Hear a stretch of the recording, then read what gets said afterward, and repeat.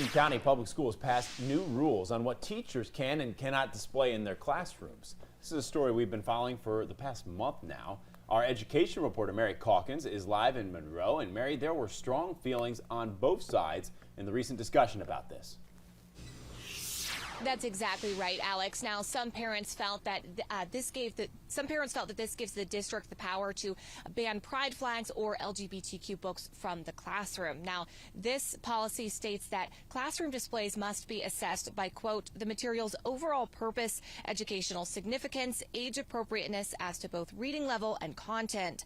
Now, that policy continues on to read, quote, content that would be considered inappropriate includes but is not limited to sexually explicit or graphic materials in direct relationship to instructional objectives and the curriculum. Now, it all boils down to classroom materials must be limited to things that represent the United States, the state of North Carolina, the school name or mascot, or tie into the curriculum in some way. Now, some felt students should focus on education. All families should be treated equally. Representation of heterosexual orientations cannot have special treatment. The classroom is not a place for social justice. We should be nurturing an educational environment and refrain from telling children what to think.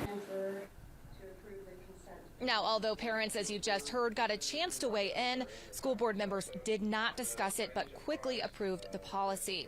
Now, the policy also states that if a display is considered inappropriate at one school, that school officials would remove it from other schools and classrooms at the same grade level.